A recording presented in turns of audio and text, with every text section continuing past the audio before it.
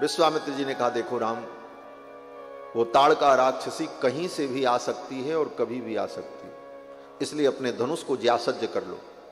राम जी ने अपनी धनुष की डोरी चढ़ा ली और बाण हाथ में ले लिया और विश्वामित्र जी के साथ चलने लगे।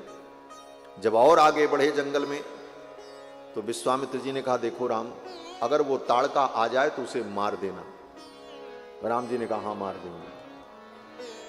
फिर थोड़ी दूर आगे चले तो विश्वामित्र जी ने कहा, देखो राम, अगर ताड़का आ जाए तो उस पर दया मत करना, स्त्री समझ करके उसके ऊपर दया मत करना, उसे मार देना। विश्वामित्र जी सोचने लगे, ये मर्यादा पुरुषोत्तम है, कहीं ये मर्यादा के चक्कर में पड़ गए कि स्त्री के ऊपर शस्त्र कैसे उठावें, तब तक तो हम सबको मार डालेंगे। इसलिए विश्वामित्र जी ने कहा, दया मत करना, मार देना। राम जी ने कहा, गुरुजी मार देंगे। फिर आगे बढ़े। थोड़ी दूर जाने के बाद विश्वामित्र जी ने फिर कहा, राम, जो स्त्री सारे दुनिया के लिए काल बन जाए, जो सारे विश्व को नष्ट कर दे, ऐसी स्त्री को मार देने में कोई पाप नहीं होता है। राम, ताड़का आवे तो मार देना। राम जी ने कहा, हाँ मार देंगे। फिर आगे बढ़े। फिर जाने के बाद फिर विश्वामित्र जी ने कहा, देखो राम, ताड़का अगर आ जाए तो मार देना। भगवान विष्णु ने शुक्राचार्य की मां का वध किया था, क्योंकि शुक्राचार्य की मां सारे विश्व को समाप्त कर देना चाहती थी। अनिंद्रम लोकमिच्छन्तीम काव्य माता निषूदिता। शुक्राचार्य की मां को भगवान विष्णु ने इसीलिए मारा था कि वो सारी दुनिया को समाप्त कर देना चाहे। इसलिए राम, ये ताड़का भी बड़ी खतरनाक है, आ जाए तो इसे मार देना। दूसरा भाव ये था कि राम, तुम तो विष्णु के अवतार ही हो, और विष्णु ने भी ये काम किया है, तो तुम्हारे लिए कोई नया काम नहीं है, इसलिए ताड़का आ जाए तो मार देना। राम जी ने कहा, मार देंगे। फिर आगे चले। फिर विश्वामित्र जी ने कहा, राम, ताड़का आवे तो मार देना। 5 बार विश्वामित्र जी ने कहा। राम जी ने सोचा, जब तक ये ताड़का मरेगी नहीं तब तक गुरु जी को चैन मिलेगा नहीं, लेकिन मैं मारूं तो कैसे मारूं, ताड़का तो अभी तक आई नहीं, आ जाए तब न मैं मारूं। तो भगवान राम ने सोचा, जब तक ताड़का आएगी और मैं मारूंगा तब तक विश्वामित्र जी की, गुरुदेव की चिंता दूर नहीं होगी, इसलिए अब ताड़का के आने की प्रतीक्षा नहीं करेंगे, अब तो ताड़का को बुला ही लेते हैं। और राम जी ने बुलाने का उपक्रम किया। क्या किया? बोले, एवं उक्त्वा धनुर्मध्ये बद्ध्वा मुष्टिमरिंदमः। धनुष की डोरी को भगवान ने पकड़ा और पकड़ करके खींचा, बाण नहीं चढ़ाया, केवल डोरी को पकड़ करके जोर से खींचा राम जी ने। एवं उक्त्वा धनुर्मध्ये बद्ध्वा मुष्टिमरिंदमः ज्याघोषमकरोत् तीव्रं दिशः शब्देन नादयन्। डोरी को पकड़ करके राम जी ने जोर से खींचा और खींच करके जब छोड़ा तो उस डोरी के छूटने पर जो टंकार हुई, पूरा जंगल गुंजायमान हो गया। वो ताड़का सो रही थी, उसकी नींद खुल गई। कौन आ गया मेरे जंगल में? और उस ध्वनि को सुनकर, उस ध्वनि की ओर ही वो दौड़ पड़ी, गर्जना करती हुई। उद्यम्य बाहुम गर्जंतीम, दोनों भुजाओं को ऊपर उठा करके गर्जना करती हुई ताड़का उधर से आ गई। महाराज, चले जाते मुनि दीन दिखाई, चले जाते मुनि दीन दिखाई, सुन ताड़का क्रोध कर धाई, सुन ताड़का क्रोध कर धाई, सुन ताड़का क्रोध कर धाई। ताड़का क्रोध करके दौड़ी। जब आई, विश्वामित्र जी ने देखा। एक बार विश्वामित्र जी को लगा, अरे ये दोनों बालक हैं, कहीं ये ताड़का इन बालकों का अनिष्ट न कर दे। एक बार विश्वामित्र जी के मन में भगवान के प्रति माधुर्य भाव प्रकट हो गया। भगवान के ऐश्वर्य को कुछ क्षण के लिए भूल गए विश्वामित्र जी। भगवान का ऐश्वर्य क्या है? बोले, भगवान सर्वसमर्थ हैं, सर्वज्ञ हैं, सर्वेश्वर हैं, सब कुछ कर सकते हैं, इनके लिए कुछ असंभव नहीं है। लेकिन इसके साथ साथ माधुर्य क्या है? बोले, माधुर्य ये है कि ये बालक हैं, सुकुमार हैं। ये भाव विश्वामित्र जी को आया और ऐश्वर्य को भूल गए कुछ क्षणों के लिए। और विश्वामित्र जी को लगा कि कहीं ये ताड़का इन दोनों कुमारों का अनिष्ट न कर दे। तुरंत राम लक्ष्मण को पकड़ करके विश्वामित्र जी ने अपने पीठ के पीछे छिपा लिया और सामने स्वयं खड़े होकर के ताड़का को डांटा और ताड़का वहीं रुक गई। विश्वामित्र जी ने कहा तिष्ठ तिष्ठ। विश्वामित्र जी के तपोबल से वो ताड़का वहीं रुक गई, वो एक कदम आगे नहीं बढ़ पाई। राम जी ने देखा, अरे गुरु जी तो हमको बालक ही समझते हैं। तो जब बालक समझते हैं तो थोड़ी बाल लीला ही हो जाए। और ज्यों ही विश्वामित्र जी ने पकड़ करके राम लक्ष्मण को अपने पीठ के पीछे छुपाया, ऐसे दोनों हाथों से पकड़ करके पीछे किया, तो राम जी ने भी क्या किया, बोले जोर से विश्वामित्र जी के पांव को पकड़ लिया, अरे गुरु जी बचाओ, जैसे बच्चे डरते हैं उसी प्रकार।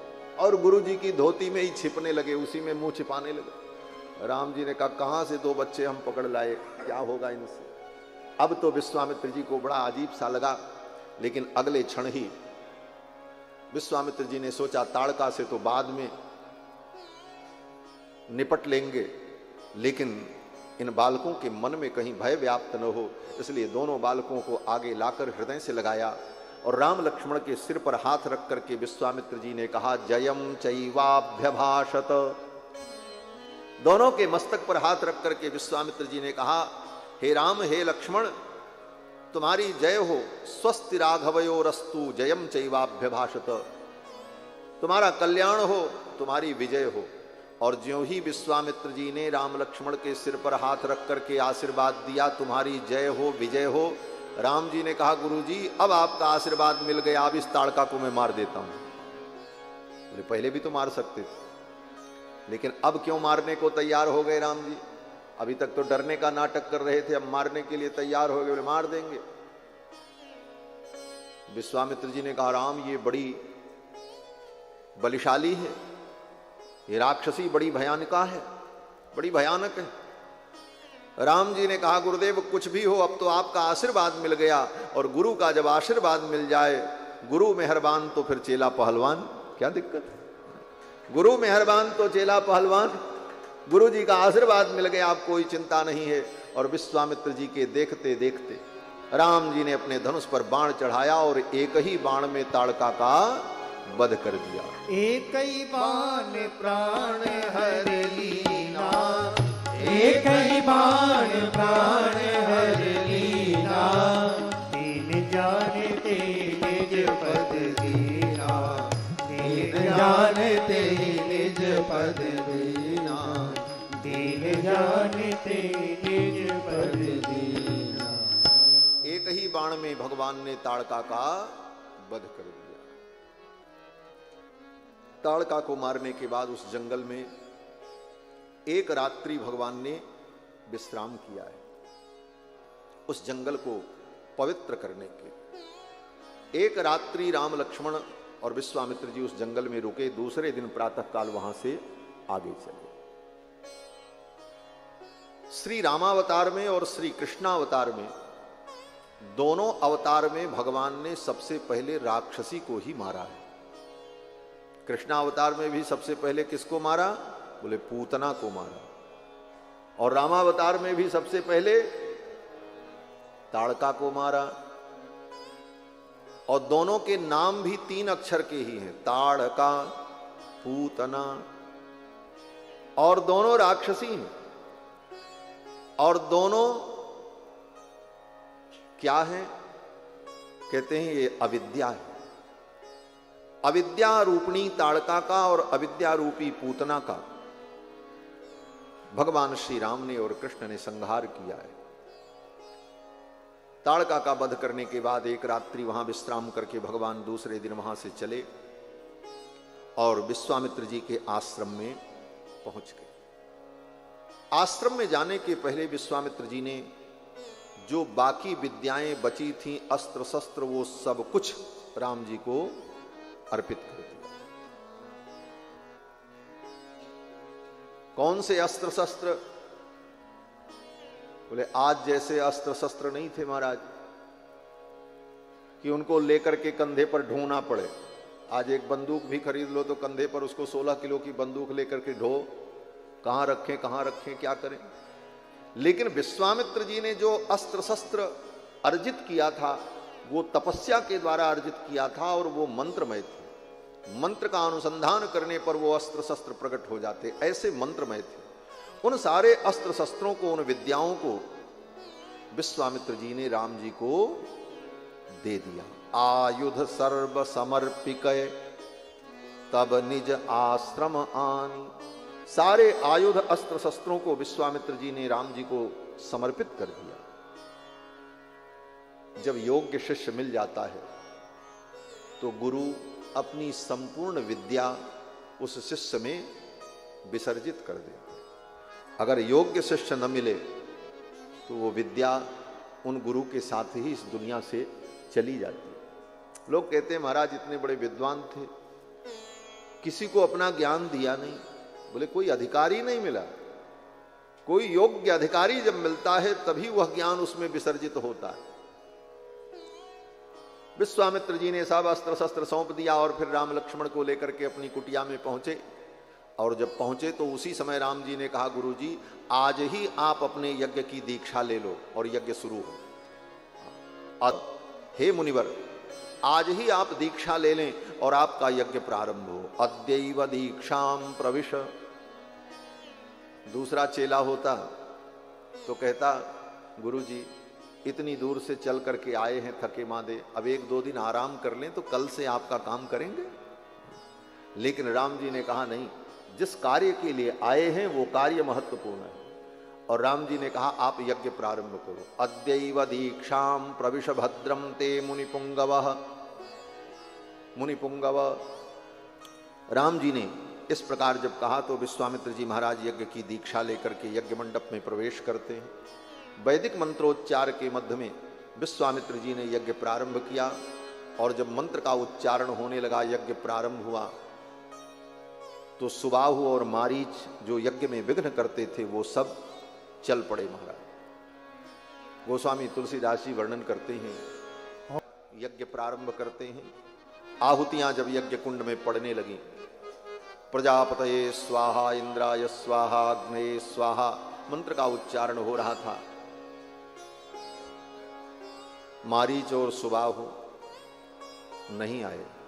1 दिन बीत गया, 2 दिन बीत गया, 3 दिन बीत गया, 6 दिन बीत गए महाराज। न मारीच आया न सुबाहु आया। और 6 दिन 6 रात्रि तक राम लक्ष्मण दोनों भाई यज्ञ मंडप की रक्षा में खड़े रहे। ये साधारण यज्ञ नहीं था। ऐसा नहीं था कि दिन में विश्वामित्र जी यज्ञ करते थे तब तक राम जी धनुष बाण लेकर के खड़े रहे, और जब विश्वामित्र जी यज्ञ करके और जाकर के विश्राम करें तो राम जी भी जाके सो जाएं। यज्ञ समाप्त करने के बाद आचार्य लोग, ब्राह्मण लोग अपने अपने निवास में जाकर के विश्राम करते, लेकिन राम लक्ष्मण दोनों भाई यज्ञ मंडप के चारों तरफ धनुष बाण लेकर के घूमते रहते थे। महर्षि वाल्मीकि कहते हैं कि अनिद्रम षड अहोरात्रम तपोवनमरक्षताम। अनिद्रम षड अहोरात्रम, 6 दिन 6 रात्रि तक अनिद्रम, एक क्षण भी राम जी ने निद्रा नहीं ली, नहीं सो। 6 दिन बीत गया। 7वां दिन जब हुआ तब राम जी ने लक्ष्मण से कहा, लक्ष्मण सावधान हो जाओ, आज पूर्णाहुति का दिन है और आज असुरों के आने का समय भी। अभी तक तो नहीं आए लेकिन आज वो निश्चित आएंगे, क्योंकि आज यज्ञ का समापन है। और राम जी चर्चा कर रहे थे तब तक मारीच और सुबाहु आ गए। मारीच सुबाहु आए तो भगवान ने मारीच को मानवास्त्र से मारा। मानवम परमोदारम अस्त्रम परम भास्वरम, परम तेजोमय मानवास्त्र से राम जी ने मारीच को मारा। और मानवास्त्र की विशेषता क्या थी? बोले मानवास्त्र से मारने पर मारीच मरा नहीं, अपितु मानवास्त्र मारीच को लेकर के बहुत दूर चला गया, 100 योजन दूर ले जाकर के समुद्र में फेंक दिया। 7 योजन गा सागर पारा। मारा क्यों नहीं राम जी ने? बोले राम जी ने सोचा इसको अभी मारना नहीं है, क्योंकि आगे लीला में यही तो मृग बनेगा, और जब ये मृग बनेगा तब सीता हरण होगा, जब सीता हरण होगा तभी रावण का मरण होगा। इसलिए सारी योजना तो भगवान की पहले से फिक्स है, इसलिए भगवान ने मारीच को उठा करके फेंक दिया। 7 योजन गा सागर पारा, 100 योजन दूर गया। कहाँ जाकर के गिरा? बोले समुद्र के मध्य में एक टापू था, उसी टापू में गिरा जाकर के मारा। आज भी वो छोटा सा देश है जिसका नाम मॉरिशस है, मारीच वहीं गिरा जाकर के। फेंका महाराज मारीच जाकर के, वहां गिरा मॉरिशस में। अब तो सुबाहु को भगवान ने आग्नेयास्त्र से मारा, बाकी जितने राक्षस थे उनको लक्ष्मण जी ने मार डाला। भगवान ने तो 2 को मारा, मारीच को और सुबाहु को, और बाकी जो उनके साथ हजारों आए थे उनको लक्ष्मण जी ने निपटा दिया। महाराज जब बाकी राक्षस मर गए तो राम जी ने कहा लक्ष्मण से, लक्ष्मण ये बाकी राक्षस कहां गए? लक्ष्मण जी ने कहा प्रभु हमने मार दिया। बोले मार तो दिया लेकिन उनका शव कहां है, उनके शरीर कहां है? लक्ष्मण जी ने कहा प्रभु अब इनके रिश्तेदार नातेदार तो यहां थे नहीं जो इनका शव ले जाते, कौन अंतिम संस्कार करता? और इन महात्मा की कुटिया में चारों तरफ मुर्दे पड़े रहे, ये भी ठीक नहीं, तो मैंने इनको आग्नेयास्त्र से जला भी दिया। राम जी ने कहा जला दिया तो इनकी राख कहां है? लक्ष्मण जी ने कहा इनकी राख अगर यहां पड़ी रहती तो उड़ करके इन महात्माओं की कुटिया में गिरती, इनके यज्ञशाला में जाती, इसलिए हमने उस राख को भी वायव्यास्त्र के द्वारा उड़ा करके ले जा करके समुद्र में फेंक दिया। राम जी ने कहा रे लक्ष्मण हमने तो 2 को निपटाया और तुमने इन सब को साफ कर दिया। लक्ष्मण जी महाराज का पराक्रम अद्भुत पराक्रम है। इसीलिए राम जी कहते हैं कि मेरे लक्ष्मण में वो शक्ति है कि पृथ्वी पर जितने राक्षस हैं उनको पलक झपकते मेरा लक्ष्मण मार सकता है। भगवान श्री राम कहते हैं जगमह सखा निशाचर जेते लक्ष्मण हनहि निमिष मह हेते।